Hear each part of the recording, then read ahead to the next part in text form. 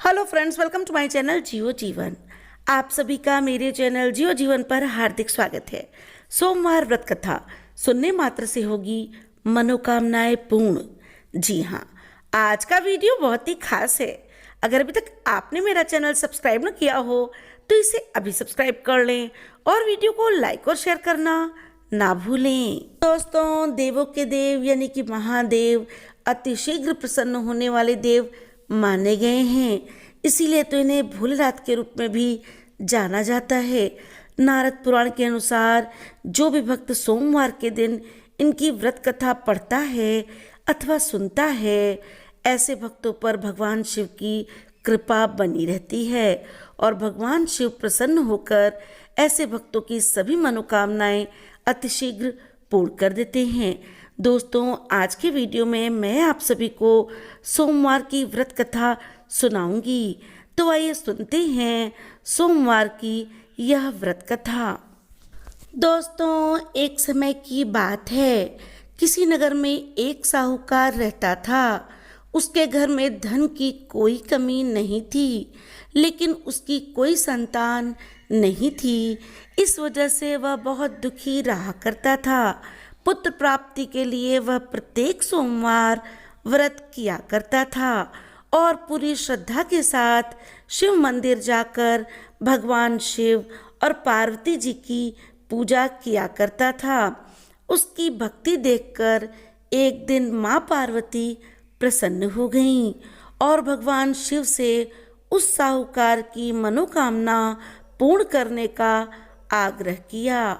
पार्वती जी की इच्छा को सुनकर भगवान शिव ने पार्वती जी से कहा कि हे पार्वती, इस संसार में हर प्राणी को उसके कर्मों का फल अवश्य मिलता है और जिसके भाग्य में जो हो उसे भोगना ही पड़ता है।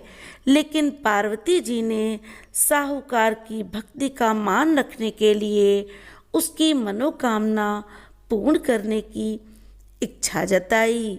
माता पार्वती के आग्रह पर शिव जी ने साहूकार को पुत्र प्राप्ति का वरदान तो दे दिया, लेकिन साथ ही साथ यह भी कहा कि उसके बालक की आयु केवल 12 वर्ष ही होगी। दोस्तों, माता पार्वती और भगवान शिव की बातचीत को साहूकार सुन रहा था। उसे ना तो इस बात की खुशी थी और ना ही दुख। वह पहले की भांति भगवान शिव की पूजा करता रहा। कुछ समय के पश्चात साहूकार के घर में एक पुत्र का जन्म हुआ। जब वह बालक 11 वर्ष का हुआ तो उसे पढ़ने के लिए काशी भेज दिया गया। साहूकार ने पुत्र के मामा को बुलाकर उसे बहुत सारा धन दिया और कहा कि तुम बालक को काशी विद्या प्राप्ति के लिए ले जाओ और मार्ग में यज्ञ कराना। जहाँ भी यज्ञ कराओ वहाँ ब्राह्मणों को भोजन कराते और दक्षिणा देते हुए जाना। दोनों मामा भांजे इसी तरह यज्ञ कराते और ब्राह्मणों को दान दक्षिणा देते काशी की ओर चल पड़े। रात में एक नगर पड़ा जहाँ नगर के राजा की कन्या का विवाह था, लेकिन जिस राजकुमार से उसका विवाह होने वाला था वह एक आंख से काना था। राजकुमार के पिता ने अपने पुत्र के काना होने की बात को छुपाने के लिए एक चाल सोची। साहूकार के पुत्र को देखकर उसके मन में एक विचार आया। उसने सोचा, क्यों न इस लड़के को दूल्हा बनाकर राजकुमारी से विवाह करा दूं। विवाह के बाद इसको धन देकर विदा कर दूंगा और राजकुमारी को अपने नगर ले जाऊंगा। लड़के को दूल्हे के वस्त्र को पहनाकर राजकुमारी से विवाह करा दिया गया, लेकिन साहूकार का पुत्र ईमानदार था। उसे यह बात न्याय संगत नहीं लगी। उसने अवसर पाकर राजकुमारी की चुन्नी के पल्ले पर लिखा कि तुम्हारा विवाह तो मेरे साथ हुआ है, लेकिन जिस राजकुमार के संग तुम्हें भेजा जाएगा वह एक आँख से काना है। मैं तो काशी पढ़ने जा रहा हूँ। जब राजकुमारी ने चुन्नी पर लिखी बातें पढ़ी तो उसने अपने माता पिता को यह बात बताई।